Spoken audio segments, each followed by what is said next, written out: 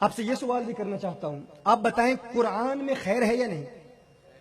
خیر ہی خیر ہے نا، قرآن کل خیر ہے۔ کچھ ماڈرن مائنڈز نے یہاں تک کہہ دیا کہ حضور اکرم صلی اللہ علیہ وسلم کو اللہ جل وعلا نے سائنسی علوم کا علم نہیں دیا، اور پھر یہی لوگ ٹی وی چینلز پر آ کر غیر مسلموں کو دین کی دعوت دیتے ہیں اور قرآن و سنت کے ذریعے ماڈرن سائنٹیفک ریسرچ کو قرآن سے پیش کرتے ہیں اور کہتے ہیں ہماری دلیل قرآن ہے۔ ہم قرآن کے ذریعے آپ کو بتائیں گے کہ اللہ جل وعلا نے وہ تمام باتیں جن تک تمہیں آج رسائی حاصل ہو رہی ہے، وہ تمام ماڈرن سائنٹیفک ریسرچ یا ڈسکوریز جنہیں تم آج ڈسکور کر رہے ہو، اللہ نے قرآن کریم میں اسے پہلے بیان فرما دیا تھا۔ لہٰذا ہم ایسٹرونومی کا علم قرآن سے ثابت کرتے ہیں، فزکس کا علم قرآن سے ثابت کرتے ہیں، فزیولوجی کا علم وہ قرآن سے ثابت کرتے ہیں، اوشنالوجی کا علم قرآن سے ثابت کرتے ہیں، اور دعویٰ یہ کرتے ہیں چونکہ ماڈرن سائنٹیفک ڈسکوریز کے ذریعے ہم نے ان چیزوں کو سمجھا اور قرآن کے ذریعے کیونکہ قرآن کریم کی تفسیر کے تحت ہی بیان کرتے ہیں، وہ کہتے ہیں ان چیزوں کا علم قرآن میں تو ہے لیکن حضور کو ان کا علم نہیں۔ اسٹرونومی کا ذکر قرآن میں ہے، وہ کہتے ہیں ہم تو سمجھتے ہیں اور قرآن کی روشنی میں ہی سمجھتے ہیں، لیکن حضور اکرم صلی اللہ علیہ وسلم کو ان چیزوں کا علم نہیں تھا۔ احکام شریعت بیان فرمائے، فرض بیان فرمائے، فرائض واجبات ان کا حکم بیان فرما دیا، یہ کرنا ہے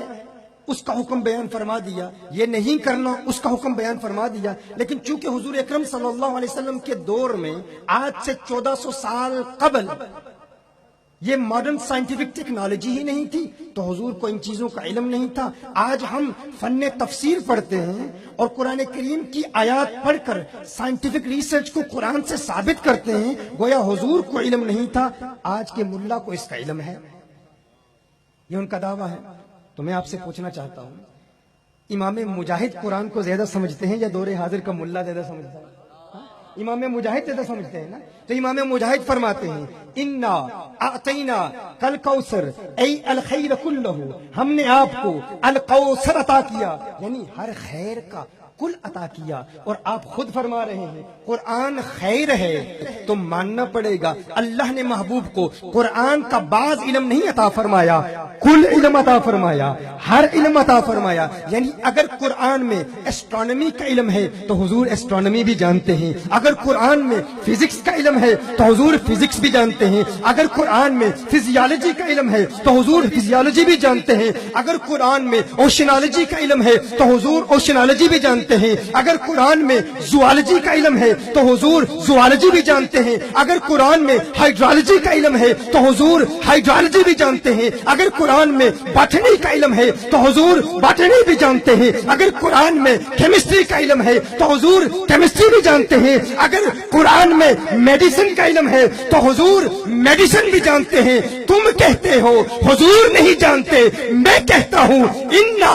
آتینا کل کوثر ای الخیر کلہ، محبوب ہم نے آپ کو الکوثر عطا فرمایا، یعنی ہر خیر کا کل عطا فرمایا۔ قرآن خیر ہے تو حضور ہر سائنسی حقیقت کو جانتے ہیں۔ رب کعبہ کی قسم، جن سائنسی حقائق تک تمہیں آج رسائی حاصل ہوئی ہے، آج سے 1400 سال پہلے انہی سائنٹیفک حقائق کو آمنہ کے لال نے مدینے کی گلیوں میں بیان فرما دیا تھا۔ نعرہ رسالت، نعرہ رسالت۔